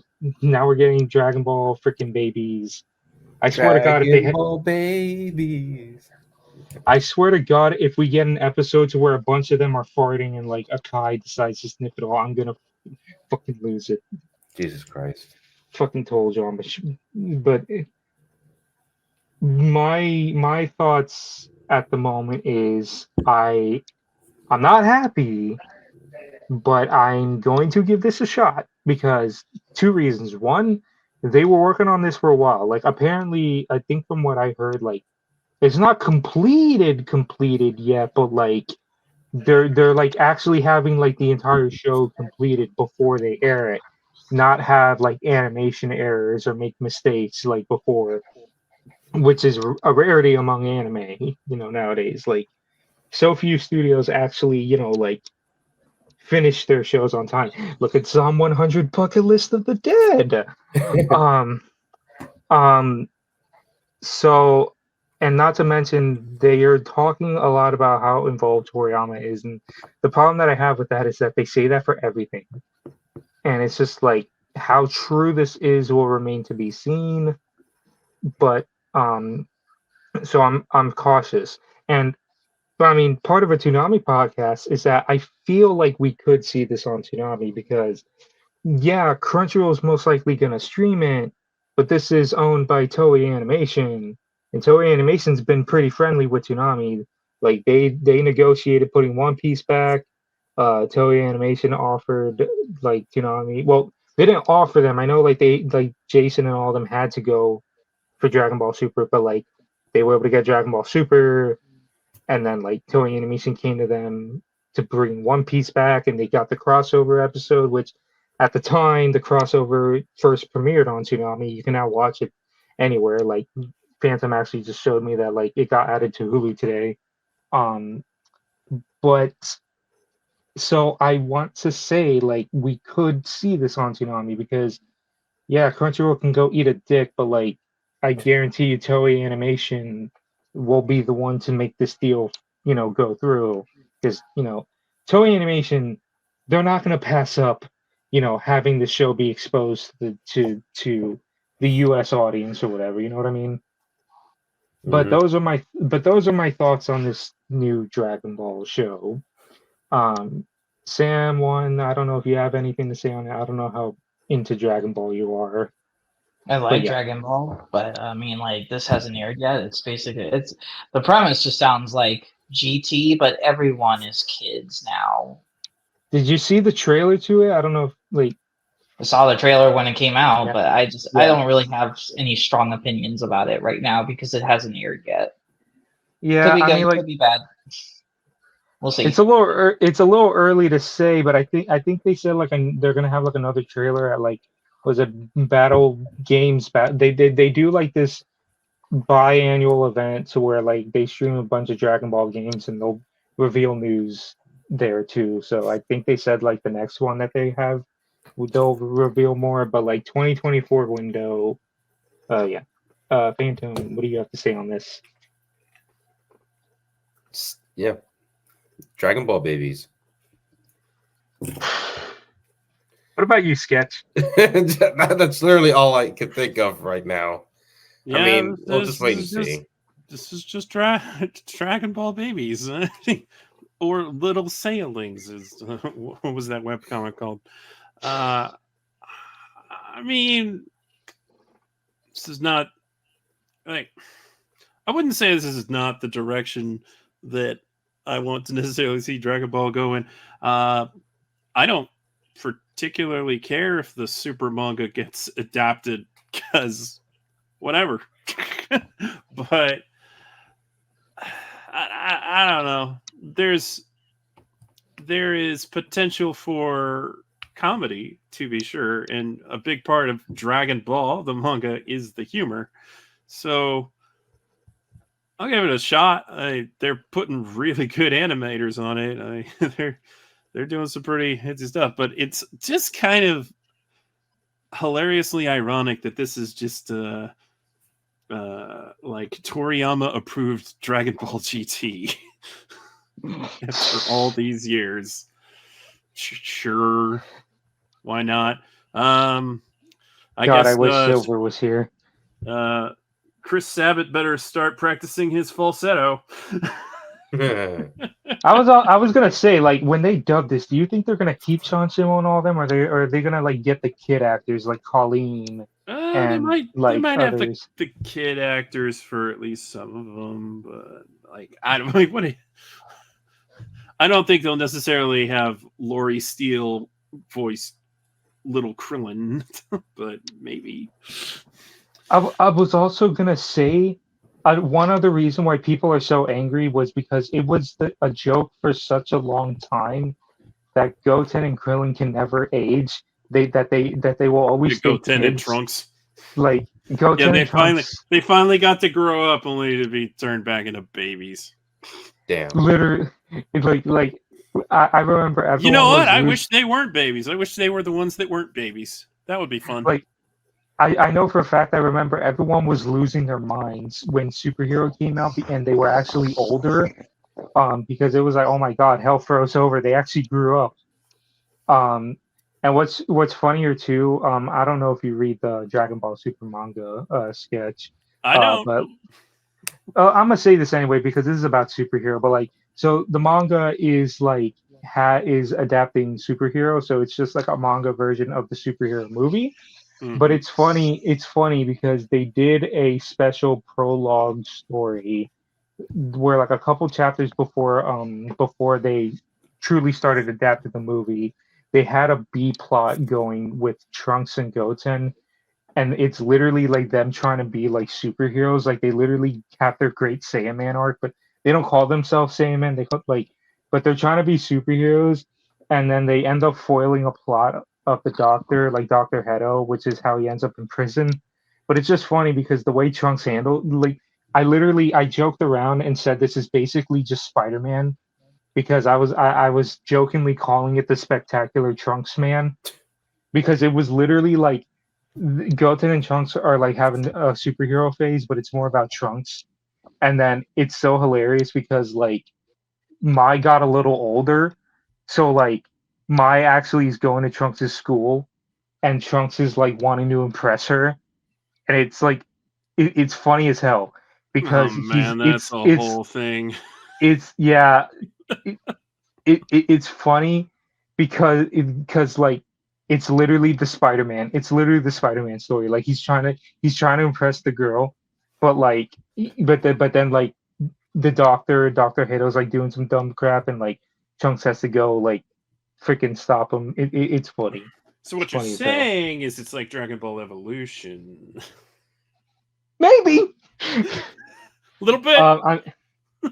But yeah. So Little yeah, bit of Goku in high school. So yeah, Dragon Ball Daima new show GT 2.0 Coming to will- save Toonami sometime next year. the one thing we can say for certain, I hope so, is that it comes to Toonami because yeah, if Crunchyroll I don't gets know. it, This doesn't look like something that should be on Toonami. it's Dragon Ball though. You want it on Cartoon Network? I mean, yes. Uh, But I also want My Hero Academia on Cartoon Network, and that's not going to happen. But yeah. So I guess we'll move on now. So unfortunately, I wanted Logan on here because he's Mr. Discotheque. And I remember he was asking us, "Hey guys, are you guys hey guys, we have a Discotheque Day stream this day. Are y'all gonna watch?" And I was like, "Oh yeah, if I have the time, I'll check out and watch it." And like Logan kept messaging us. It was like, "Hey guys, Oh. don't forget about the Discotheque Day stream." I'm like, "Okay, we got you, man. Don't worry." Like he knew something. Yeah, and then like the day the discotheque stream is like, "Hey guys, we have our discotheque stream tonight," and I'm like, "Okay, well, I'm home. I got my computer on, so I'll tune in the discotheque stream. So yeah, they had there was a discotheque day stream. It was like a Halloween themed one, and I liked a couple of the announcements. I think the one that stunned me the most, aside from this topic we're going to talk about in a minute, was that they got like this rom-com show, Lovely Complex, I think it's called, and they were announcing the dub, and I'm just like baffled that they got Moist Critical in it. Like they got Charlie, and I was just like, "Is that Charlie?" And they're like, "Yeah, this guy is Charles White, aka Moist Critical." I'm like, "You got Critical in an anime? That's that's insane. You got Critical in an anime." I was just like, "No, that you." Oh my god! I'm like, no way. It's like Critical is in an anime. I'm like, but yeah. So there was Logan knew, because he was wanting us to see the discotheque stream, and then they're like, "Oh, we have our second to last announcement," and Logan was like, "Oh, I've been waiting for this one." I'm like, "Okay, let's see what it is." It's IGPX. It's getting a Blu-ray, and it's getting remastered. And they go into it like, let me actually pull up that tweet that they put out. Like, they go into it that apparently there's like a bunch of extensive work going into remastering it. And I just found it fascinating. I was also kind of a little peeved that last year I bought the DVD set, and here comes a swanky brand new like Blu-ray that's remastered. So It happens. but of course I was already like, okay, so when are we getting the Toonami run? That was really like my first thought. I was like, okay, so when's the Toonami run? And Logan was silent, but he knew That mother. he was laughing maniacally at us when while we were just talking unaware. Mm. but so I remember I was saying, okay, if a lot of work went into remastering IGPX, we better see a airing on Toonami. And then they announced, oh, this coming weekend, November 4th, we are gonna get uh Attack on Titan: The Final Chapters rerunning twice for some reason. And then in the daylight savings time, we're gonna get the first two remastered episodes of IGPX. Oh my god! Like IGBX is coming back somewhat to Toonami. Well, at the time it was somewhat because they were saying that the show is still being remastered. That like what this is a sneak peek that we're only going to see episode 1 and 2, and then possibly when they finish the show, like remastering the show, that we're then going to see the entire thing. Until today, I am so glad that we didn't record this any sooner because literally today they announced that it's actually going to be a permanent stay. Like they're actually going to give the whole show. We'll talk about the rest of the schedule in a bit, but IGPX is back. It is in HD, crisp and clean. So I'm excited to see it again. Like I saw it last year when I bought the DVD. And yeah, like I mean that's really all I have to say. Like I'm surprised, and Logan, I hate you. I wanted Logan on here because he could have given some insight, but unfortunately he's dealing with the real life stuff right now, so we couldn't make it work. But like Logan, if you're watching this, I hate you. But yeah, so IGPX is getting a remaster and like a Blu-ray remaster, and we're gonna be seeing that remaster on Toonami this weekend. So yeah, Sam, what do you think? Neat. Just- Don't really have a whole lot to say. It's neat. Neat. A few words. What about you, Mhm. Phantom? I know you're a big IGPX fan. I mean, yes. Yeah, I mean, I got it back here in the background. I've been rewatching it and really love it. And I'm just glad we're getting a remaster. And damn it, Logan. You already got my money with that and with Digimon and now this. So I mean, it's great. It's great. Sketch, what do you have to say? Well, I was really excited that it was coming to Blu-ray because I never thought that they were ever going to put out a better release. Though over the years, Jose has been tinkering with the video off and on for, like I said, over the years. That I guess that passion project finally turned into a sellable product.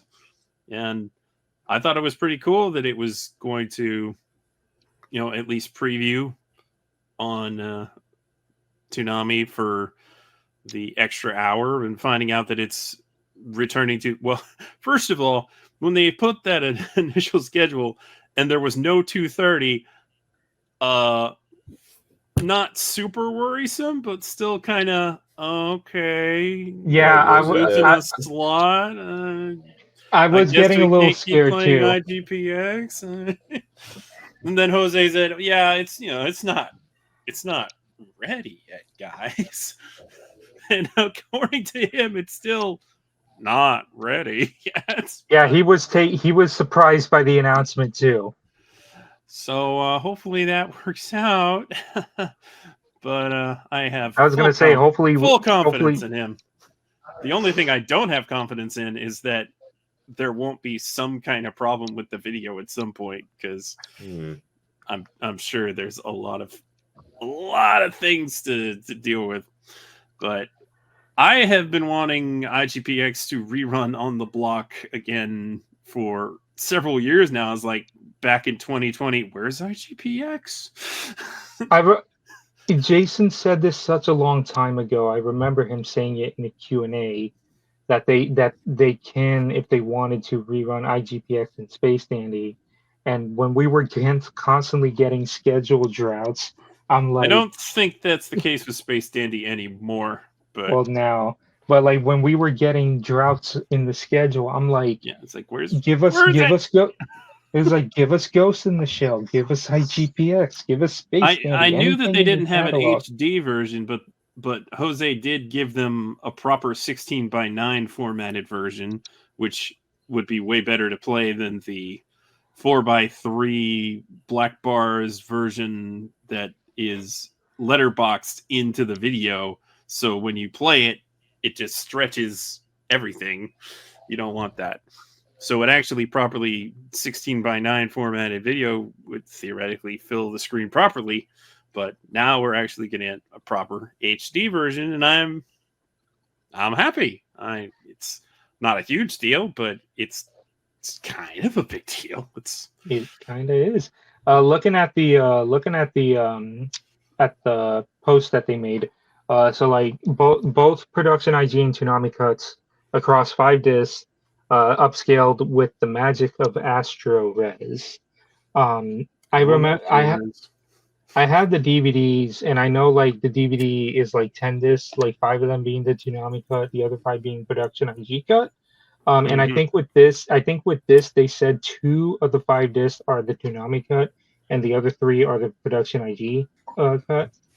And they also say this isn't just an Astro Res of the old DVD version, that they found anamorphic masters with more resolution and had those Astro Res. And they say potential kitchen sink set. Extra is not yet approved by licensor, but they're working on making this the most extensive IGPX release possible. So yeah, like it's looking to be good. Bring on the extras. I just hate that I got the DVD and now they're coming out with this Blu-ray.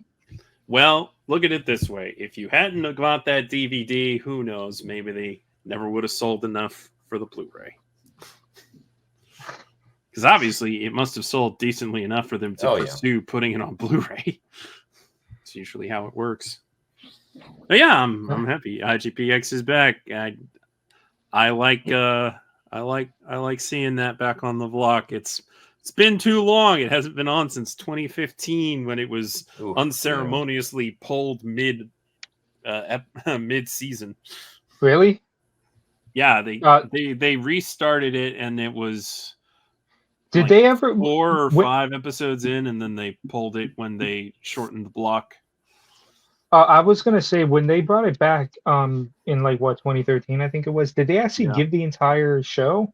Yeah, they played the whole thing. They played it twice. So yeah, IGPX, pretty cool to see. It's funny too because like in the past we were talking about kind of doom and gloom with how the schedule's been lately. I mean, like, oh god, double One Piece and Naruto for a couple weeks. Woo, guys. The IGBX wasn't the only thing to get announced. They literally just snuck it in the Facebook post. It wasn't even in the thumbnail. Oh, Dr. Stone is coming back, which, like, no surprise because hooray! Crunchyroll's not being jerks. No, more This like time. no. It's more like Crunchyroll has no choice because contracts have been made. They can't break the contracts. That's like the same for legal with obligations. Legal obligations. Like, thank you, Phantom. Like, it's the same case with how we're still getting My Hero Academia, and the same case with how we're still getting Attack on Titan. Yeah, but they still could have made us wait longer. Could have, but yeah. Dr. Stone season 3 part 2 is coming back on November 11th, I believe. And I was watching the simulcast. Well, they actually had it dubbed too. Like, that's the first I've seen like same day dub. Same day dub for this half of the season. Although I can clearly tell that it's a same day dub because it feels a little rough. So I'm just hoping when Toonami airs it, like they iron out some of those kinks that I was hearing with the same day dub. Probably not, since it's only like 4 weeks behind. Well, you say that, but like I remember in the first half of season 3, I forgot what episode, but there were one of the episode episodes 7. They got like Aaron Dismuke to re-record because you can't have Chrom's voice actor play Senku. It sounds too much like Senku. I mean, it sounds too much like Chrome. It's not. Should have got Howard Wang. He can do a pretty spot on Aaron Dismuke when he wants to. But I digress. Yeah. So yes. you might have a point there, but that was like, I want to say 5 or more episodes behind Crunchyroll. And then there was that whole, oops, we played the wrong episode and we have to then play the episode we were supposed to play. And then we replayed that other episode. So they had a little extra time. Yeah. I saw the first. Well, I'm caught up to Dr. Stone. It's interesting. I'll say that I'm not going to go too deep into it because spoilers. And I've just been waiting for Toonami because I figured it wouldn't take too long. Yeah, I mean, that used to be my philosophy with a bunch of shows until Crunchyroll started being Crunchyroll. So yeah, Dr. Stone, like I would ask Sam and Phantom how they feel, but I don't think you all have much to say on that. I haven't really finished season 1, so I don't have a strong opinion on Dr. Stone. But Sam, you should watch it. It's so good. And I was watching it, and then I forgot what episode I was on. So I was gonna say, and you're also missing more Kohaku.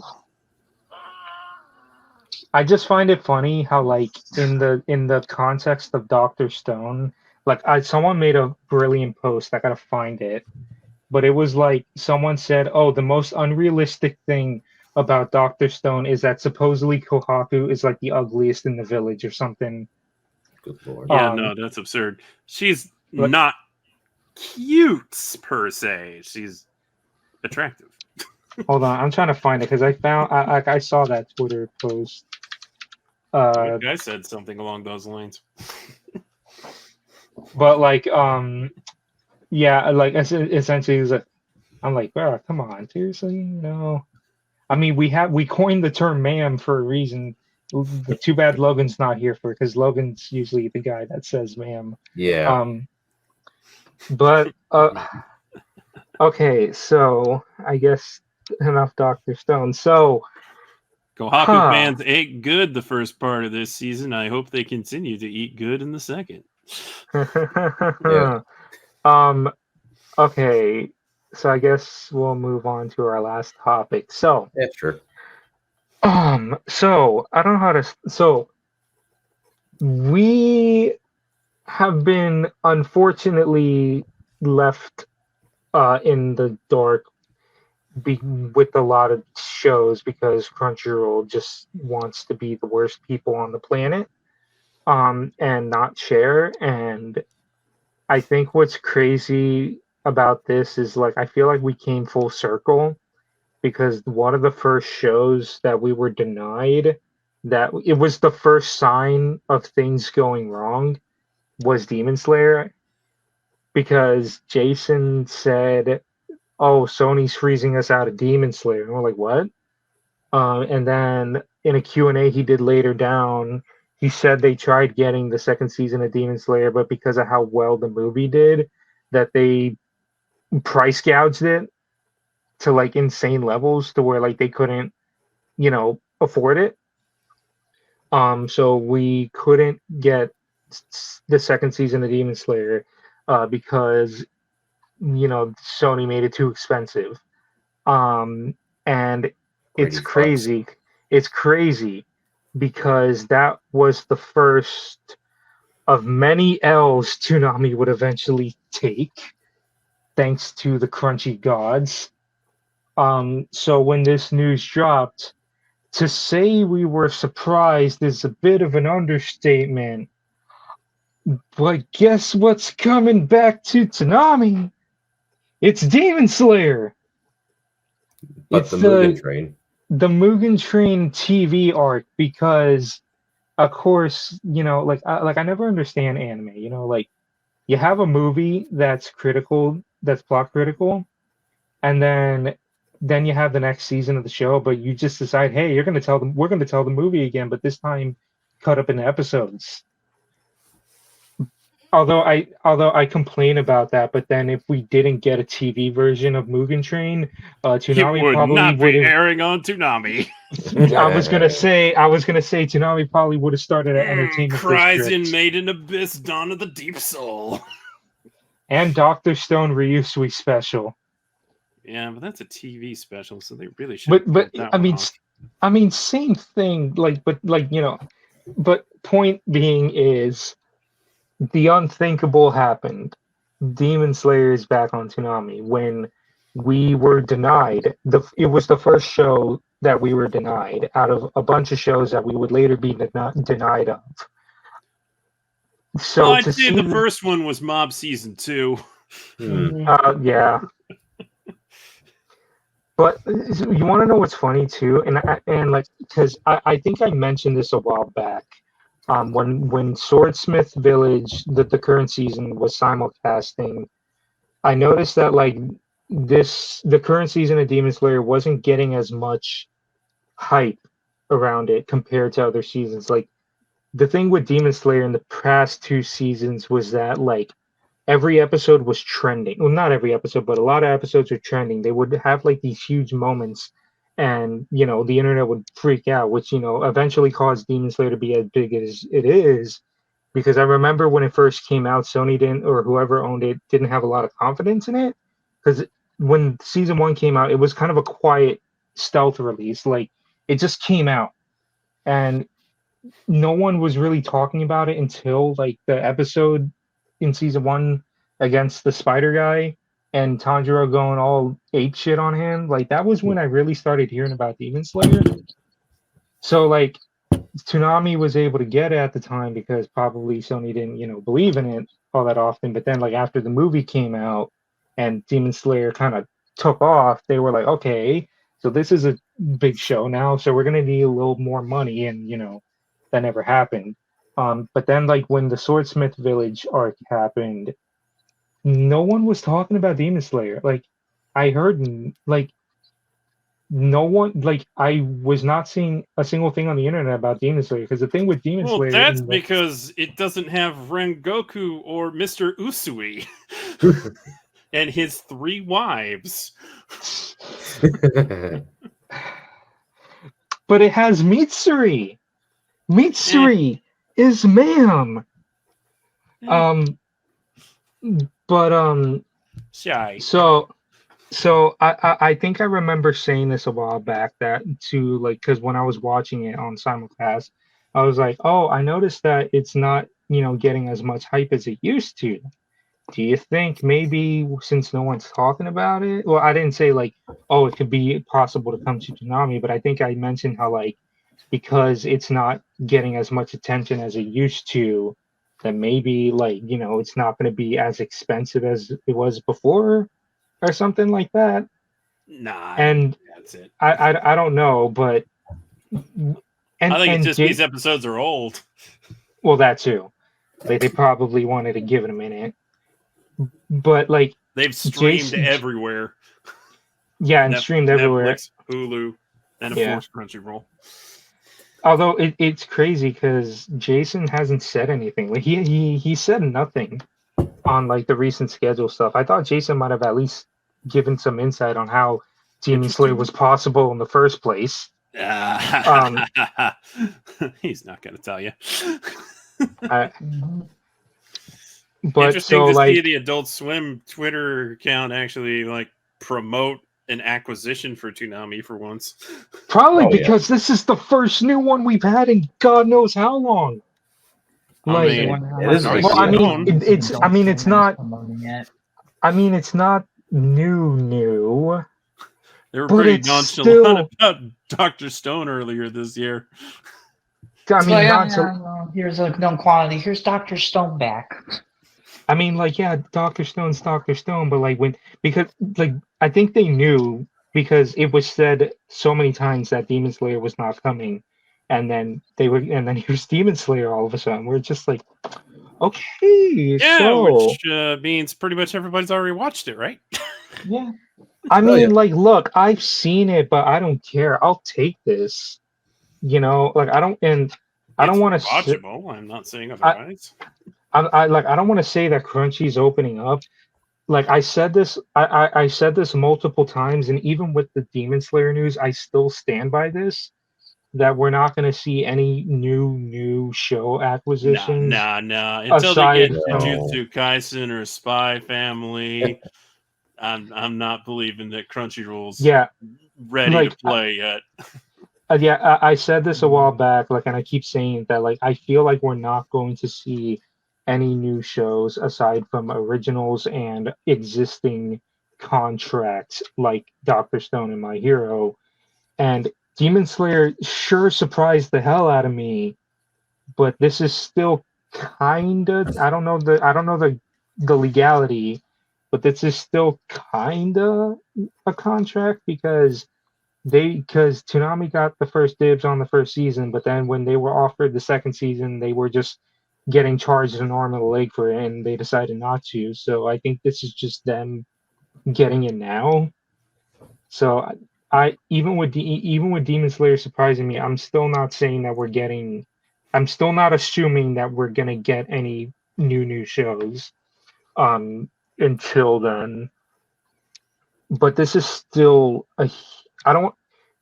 Do you want to call this a win or a W or maybe? I Because think it's a win in some ways, but in other ways it says, oh, Toonami has a shortage of shows that they can pick up, and what do? They go right back to the popular stuff, huh? Not very inspired, all things considered, but it is what the people want, I suppose. I mean, I say that, but like, and I'm about to get roasted here. I say that, but like, I've been clamoring for Jujutsu Kaisen for years. They want it. Yeah. Oh no. And Yeah. now I and actually believe they could potentially get the first season next year. don't get my hopes up. All right. Because even Jason has said they can't, and that has made me so angry and depressed that you're not giving much context, Sketch, but I've literally been wanting Jujutsu Kaisen on Toonami for years. For years, to the point that everyone else in Squad makes fun of me for it. And we I'm still just do. like, noted. oh, I will say this about Jujutsu Kaisen, though it was on HBO Max for a time. Oh yeah. And I don't know why it was on HBO Max and not on Toonami, but Contract. Yeah. When whole thing AT&T, is when there was stupid. that brief time where they were still under AT&T and they had Crunchyroll. Like I don't know. I'm gonna stop talking now just because I'm a little. It's very frustrating, but back- now it is only on Crunchyroll. Oh, I think it might be on Funimation too. But Yeah, it's on Funimation. but that is to say, it's not on Netflix and it's not on Hulu, unlike Demon Slayer, which is everywhere. So that might tell you something. Yeah. But going back on topic, it's surprising to say the least that we have Demon Slayer back. Now I hope that we won't just have Mugen Train, that we'll get Entertainment District and eventually Swordsmith Village. Yeah. At the very only got Mugen Train right now, that would be sad. Yeah, if they come out and be like, we only just got Mugen Train. Sorry, here's 7 episodes. Enjoy it while it lasts. Well, now for 6 weeks because they're premiering the first 2 back to back. Now, Netflix did have to wait a little bit before they put out Entertainment District after they got Mugen Train, but hopefully Toonami got a package deal with at least Entertainment District. I hope so. We'll have to wait and see when they get closer to then, because Mugen Train, the arc isn't long. Yeah, it'll end before Christmas. Yeah, and one of the and then they can marathon it. It's You know almost what? like playing the movie. You know what? They could do that too because like they would only have to extend for like a half hour because it's 6 slots and Mugen Train 7 episodes, so they could Mhm. literally have that be one of the holiday marathons.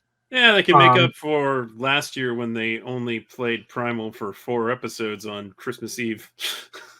I'm gonna lose it if like the holiday because like I don't know why, but even though they're marathons, I always get a little interested and a little I don't want to say excited, but a little curious as to what the holiday marathons end up being because I'm like, you gotta have two shows to end the year on. Like last year they chose Primal and Fooly Cooly. Like one year they ended the year with Dragon Ball Super and Bort. Um, so like if anything, like if I had to choose two shows to have the year-end marathons, I would want to say Demon Slayer and One Piece. Like in my They opinion. play that last Attack on Titan special before the end of the Oh, year, then it will definitely be Attack on Titan and Demon Slayer. yeah, that's right. It's this weekend too, the simulcast version of it at least. Although Mhm. it could still take a while to get dubbed. I mean, like look at how long it took the first part Yeah, to I think it probably mid-December, but I it wouldn't is even say longer. mid-December. I'd say January or February. I don't know about that. Yeah, I think maybe next month or maybe even early January. Because I don't know about a mid-January thing. Like when they want to air maybe part one again, but I don't know. Maybe not. Considering The they'll No, only be seeing running as it they're playing it again. twice Yeah, I was gonna the say same like night. why are they gonna play if anything they should have played this Titan special and then maybe like ship it in a One Piece episode or I don't know. Like I don't They're running understand low why on Shippuden, so at this point, considering they're going back to one episode of Shippuden, kind of says to me like, yeah, they want to stretch out Shippuden again, which yeah. We are shockingly nearing the end of Shippuden, There's like believe it or 35 not. episodes left. Mm-hmm. I'm It's just gonna be less than a year. I'm thank just you. saying I'm just saying and I think you were here with us when we said this last time, Sketch, how like they hell froze over and they did a promo for Shippuden. And I don't know if I mentioned this, but like when they get to the end of the show, like I want Toonami to actually do a promo for the end of Shippuden. Like, well, I want them to do a promo for the finale fight between Naruto and Sasuke, and then do like another promo when they get to the last episode of the show. Like, just because, like, I'm just saying, like, this has been one of your OG shows for a long time, and it's finally nearing its end. So if they don't do something to like They should highlight it or mark probably it, highlight some of those episodes and not just throw them on at 2 a.m. yeah, like one thing I was thinking about, I don't think they're ever going to do it though, is that when they get near the end, kind of bump up Shippuden to like the first hour or two. Like, since the last episodes are kind of the biggest episodes of this entire series. So it's like have the Naruto and Sasuke fight play at like maybe 12:30, 1-ish. That, in my opinion, at least. They're gonna keep it at 2 a.m. until it ends. They're not moving it back up.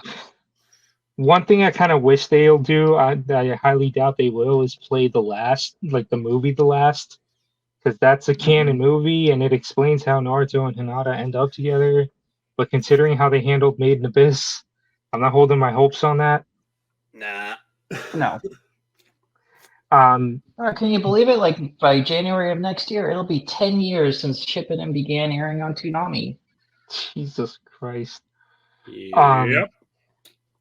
But back to the point. So Demon Slayer's back, and I guess it was a good thing we made that this podcast recording today, because when they dropped that initial announcement, there was confusion because they had the schedule, and the schedule was like 12 and 12:30 are the first two episodes of Demon Slayer Mugen Train.